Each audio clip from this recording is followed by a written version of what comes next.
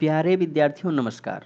मैं आपका हिंदी का अध्यापक बलराम सिंह आप सभी का एक बार फिर से इस नए वीडियो में हार्दिक स्वागत करता हूं। विद्यार्थियों, आज का यह वीडियो हमारी पाठ्य पुस्तक क्षितिज जो कि काव्यखंड से संबंधित है, उसी पाठ्य पुस्तक का अध्याय 2 जिसका शीर्षक है राम लक्ष्मण परशुराम संवाद, जिसके रचनाकार गोस्वामी तुलसीदास जी हैं। तो यह जो पाठ है, इस पाठ को हम लोग पीछे से पढ़ते आ रहे हैं, जिसके अंतर्गत हम लोगों ने अभी तक 3 वीडियो इसके देखे हैं और उन 3 वीडियो में प्रथम पद, द्वितीय पद और तृतीय पद, मतलब 3 पद हमारे कंप्लीट हो चुके हैं। आज हम लोग जो पढ़ने जा रहे हैं वो है चौथा पद। तो यह जो चौथा पद है, चौथे पद को आइए हम लोग देखते हैं। इस चौथे पद में यह जो परशुराम जी हैं, परशुराम जी विश्वामित्र को संबोधित करते हुए कह रहे हैं, या विश्वामित्र जी से कह रहे हैं, क्या कर रहे हैं, आइए इसको एक बार पढ़ लेते हैं, फिर इसके अर्थ को हम लोग देखते हैं। कौशिक सुनहु मंद एहु बालकु, कुटिल काल बस निज कुल घालकु, भानुवंश राकेश कलंकु, निपट निरंकुश अबुध असंकु। काल कवल हुई छन माही, कहौं पुकारि खोरि मोहि नाही। तुम हट कहूँ जो चहूँ उबारा, कहि प्रताप बल रोष हमारा।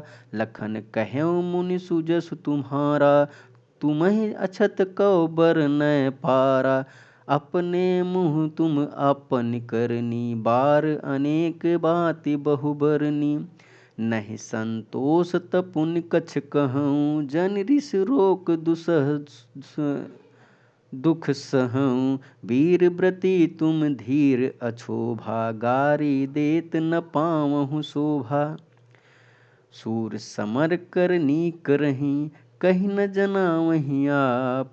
विद्यमान रन पाय रिपु, कायर कथहि प्रताप। तो यह जो पद है, इस पद में, यह जो चौथा पद है, इस चौथे पद में आप इसको थोड़ा सा देखेंगे, इसको आप समझने का प्रयास करेंगे तो देखिए, जो तीसरा पद था, तीसरे पद में जो अंतिम पंक्ति थी, अंतिम पंक्ति में आपको मैंने बताया था कि यह जो परशुराम है, परशुराम लक्ष्मण की बातों से क्रोधित होकर के अपने आप को काफ़ी ज़्यादा गंभीर बनाते हुए, काफ़ी ज़्यादा अपने आप को सीरियस करते हुए, बहुत ही गंभीर भाव से उन्होंने बात कही थी। तो वही जो बात कही थी, यह हम लोग चौथे पद में सुन रहे हैं कि उन्होंने क्या कहा था। तो उन्होंने देखिए क्या कहा, कौशिक सुनहु मंद एहु बालकु, कुटिल काल बस निज कुल घालकु। तो कौशिक जो शब्द आया है यहाँ पे, देखिए जो कौशिक शब्द आया है, कौशिक का अर्थ यहाँ पे विश्वामित्र जी के लिए है। आप कह सकते हैं कि कौशिक जो है विश्वामित्र का नाम है। तो कौशिक किसके लिए आया है, विश्वामित्र के लिए आया है। तो कह रहे हैं कि हे विश्वामित्र, परशुराम जी कह रहे हैं, हे विश्वामित्र सुनिए, यह बालक बहुत ही मंदबुद्धि और कुटिल स्वभाव का है। किसको कह रहे हैं, लक्ष्मण को कह रहे हैं कि यह बालक जो है बहुत ही मंदबुद्धि और कुटिल स्वभाव का है। यह काल के वशीभूत हो गया है, यह काल के वशीभूत हो गया है और अपने ही कुल का नाश करना चाहता है या करवाना चाहता है। मतलब यह जो भी बोल रहा है, जो भी कह रहा है, वह अपने बस में नहीं है, यह काल के बस में है। मतलब इसके सर पे मृत्यु मंडरा रहा है। इस वजह से जो काल, जो मृत्यु उससे जो करवा रही है, वही कर पा रहा है। तो यह बात कौन कर रहा है, परशुराम जी कह रहे हैं। किससे कह रहे हैं, विश्वामित्र जी से कह रहे हैं। विश्वामित्र कौन थे, भगवान राम और लक्ष्मण के गुरु थे। अब देखिए जो दूसरी पंक्ति है, भानुवंश राकेश कलंकु, निपट निरंकुश अबुध असंको। तो अब देखिए दूसरी पंक्ति में वही बात फिर आगे बढ़ाते हुए विश्वामित्र से कह रहे हैं परशुराम जी, कह रहे हैं भानुवंश राकेश कलंकु। तो कह रहे हैं कि ये जो भगवान राम हैं, जो लक्ष्मण हैं, ये लोग सूर्यवंश के हैं, सूर्यवंशी हैं। तो इस सूर्यवंश में, सूर्यवंशी खानदान में ये चंद्रमा जैसे कलंकित व्यक्ति कौन सा आ गया? ऐसा कौन व्यक्ति आ गया जो अपने इस वंश को कलंकित कर रहा है? मतलब इसके पहले जो लोग थे, दशरथ थे और जो लोग थे, ये लोग अपने वंश का नाम इतना रोशन किया था। ये लक्ष्मण, जैसे चंद्रमा में आप देखिए दाग है, तो वही यहाँ पे कहने का सेंस है कि जैसे चंद्रमा में दाग है, वैसे यहाँ इस भानुवंश में दाग लगाने वाला, भानुवंश को कलंकित करने वाला ये कौन पैदा हो गया? ये कौन आ गया? फिर आगे कह रहे हैं कि यह अपने कुल का क्या करेंगे? नाश करेंगे। ये अपने कुल का नाश करेंगे। क्यों? क्योंकि यह पूर्ण रूप से उद्दंड हैं और मूर्ख हैं और निडर हैं। मतलब इनके अंदर कोई डर नहीं है और इनके पास कोई बुद्धि नहीं है, मूर्खता है, और इनका जो व्यवहार है वो बहुत ही उद्दंड टाइप का है। अब देखिए तीसरी पंक्ति में आगे फिर उनको और समझा रहे हैं। क्या कर रहे हैं? काल कवल हुई ही छन माही, कहाँ पुकार खोरी मोहि नाही। इसका मतलब क्या है? क्या कहना चाह रहे हैं? कह रहे हैं यह अभी, मतलब लक्ष्मण के कह रहे हैं, मतलब कि परशुराम जी विश्वामित्र को संबोधित करते हुए बता रहे हैं कि लक्ष्मण को अभी क्या होगा? अभी एक क्षण में एक काल का ग्रास बन जाएंगे, मतलब एक क्षण में भी मारे जाएंगे, अभी इनका वध हो जाएगा, जरा भी समय नहीं लगेगा, रंच मात्र समय में भी इनका वध हो जाएगा। तो आगे फिर आप क्या करिए? फिर आपसे निवेदन है कि आप इनको संभाल लीजिए अगर संभालना चाहते हैं, नहीं तो बाद में हमारा दोष मत दीजिएगा। इनको मैं जब क्या कर दूंगा? दंडित कर दूंगा, तो बाद में आप हमसे मत कहना कि आप सीनियर थे, आप मतलब कि ब्राह्मण थे, आप गुरु थे, आपको ऐसा नहीं करना चाहिए। तो मतलब बाद में आप हमको कोई ब्लेम मत लगाइएगा, क्योंकि कोई बात होने से पहले मैं बार बार आप लोगों को समझा रहा हूँ, बता रहा हूँ। तो वही कर रहे हैं कि अगर मान लीजिए कोई घटना होती है, कोई बात होती है, मेरे द्वारा दंडित किए जाते हैं, तो आप लोग चिल्ला चिल्ला करके हमें दोष मत दीजिएगा, क्योंकि अब मेरा कोई दोष नहीं है। मैंने जितना समझाना था मैंने समझा दिया, उसके बावजूद ये बातों को नहीं मान रहे हैं, तो अब मैं कुछ नहीं कर सकता। अब फिर देखिए क्या कर रहे हैं? तुम हटकहु जो चहु उबारा, कही प्रताप बल बल रोसु हमारा। अब देखिए विश्वामित्र जी को सजेस्ट कर रहे हैं, विश्वामित्र को उपाय बता रहे हैं, या विश्वामित्र को कह रहे हैं कि देखिए यदि तुम इन्हें बचाना चाहते हो, यदि विश्वामित्र जी आप अपने चेले को, अपने शिष्य को बचाना चाहते हो, तो आप मेरी शक्ति, मेरे बल और मेरे क्रोध से इनको अवगत करा दीजिए, इनको परिचित करा दीजिए, क्योंकि आप मेरे विषय में जान ही रहे हो। तो अगर आप इनका भला चाहते हो तो आप इनको मेरे क्रोध के विषय में, मेरे बल के विषय में, मेरी शक्ति के विषय में इनको आप बता दीजिए। बच्चा है, नहीं जानता है, तो अगर आप बचाना चाहते हैं तो इनको बताओ, अदरवाइज फिर वही क्या है? अन्यथा ये सब काल के गाल में जाएंगे, काल का ग्रास बनेंगे, मतलब मारे जाएंगे, इनका वध होगा। तो अगर आप बचाना चाहते हैं तो आप मेरी जो भी हमारे जो गुण हैं, हमारी जो भी मतलब हमारे अंदर तेज है, बल है, प्रताप है, उसका बखान करिए, इन लोगों से समझाइए इन लोगों को। आगे फिर क्या कर रहे हैं? अब देखिए जितनी बातें कहनी थी, अभी तक जितनी बातें कही गई हैं, वो सभी बातें परशुराम जी ने कही। किससे कही? विश्वामित्र से कही। तो उनकी बातों को सुन करके अब देखिए लक्ष्मण जी रिएक्ट कर रहे हैं, लक्ष्मण जी उसका प्रतिवाद कर रहे हैं। क्या कर रहे हैं? लखन कहेव लखन कहेउ मुनि सुजसु तुम्हारा, तुम्हें अछत को बरनय पारा। अब देखिए लक्ष्मण का कहने का क्या आशय है, लक्ष्मण का कहने का क्या अर्थ है।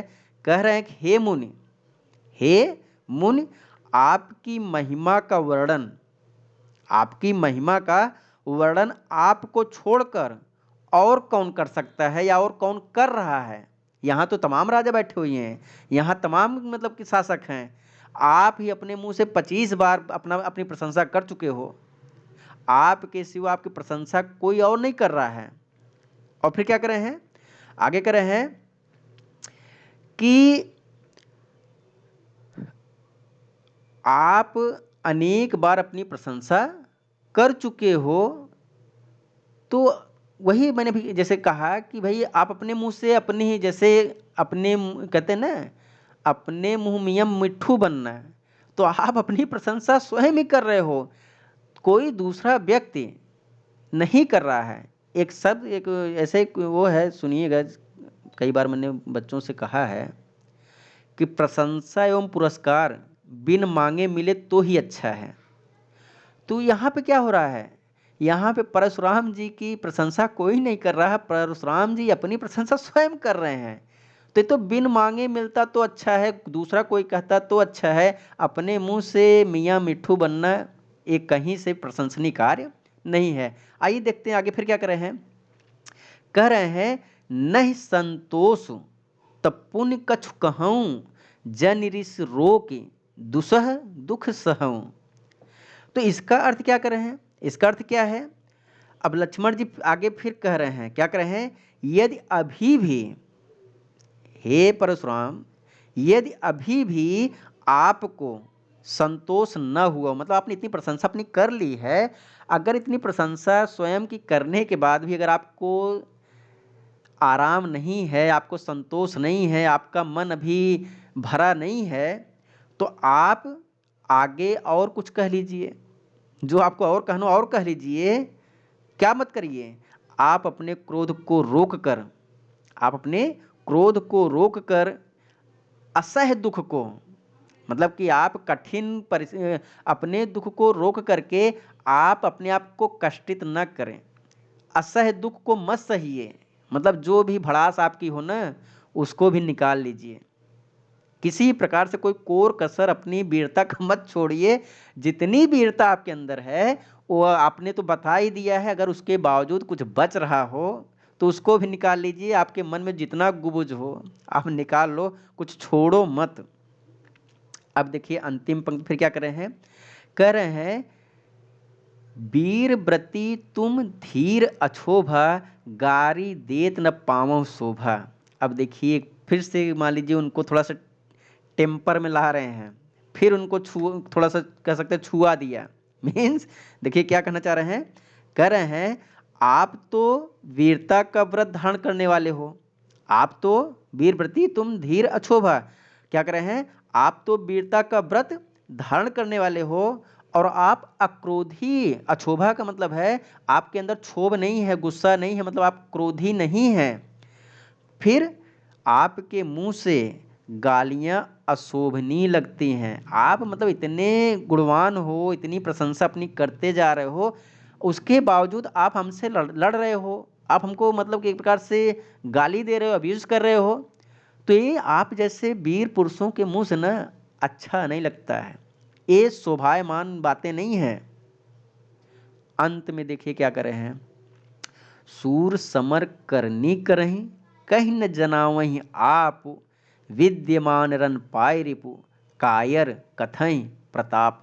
तो अंत में कर रहे हैं जो लोग सूरवीर होते हैं, हे परशुराम, जो लोग सूरवीर होते हैं वो युद्धभूमि में शौर्य का कार्य करते हैं, वे अपने वीरता को फील्ड में जाकर के दिखाते हैं, वो अपने पराक्रम को लोगों को दिखाते हैं, अपनी प्रशंसा या अपने पराक्रम का बखान नहीं करते हैं। मतलब जो रियल में वीर हैं, जो वास्तव में योद्धा हैं, वो लोग जुबान से कम अपने शरीर से ज़्यादा मतलब वो करके दिखाते हैं। और अंत में क्या करें, विद्यमान रन पाए रूप कायर कथम प्रताप। इसका अर्थ क्या हुआ, करें युद्ध भूमि में रन, विद्यमान रन युद्ध भूमि में शत्रु को देखकर कायर ही अपने बल का बखान करते हैं। तो इस प्रकार से यह जो पद है चौथा पद, यह चौथा पद भी क्या हो गया, समाप्त हो गया। तो एक बार हम फिर से अपेक्षा करते हैं कि आपको इसका जो अर्थ है इसको समझने में इस वीडियो से काफ़ी सहायता मिलेगी। तो आगे मान लीजिए आज चौथा पद है, फिर आगे चल कर के हम लोग पांचवें पद पर चर्चा करेंगे। तो आप लोगों ने इस वीडियो को देखा, बात को समझने का प्रयास किया, आप लोगों को बहुत बहुत धन्यवाद। नमस्कार।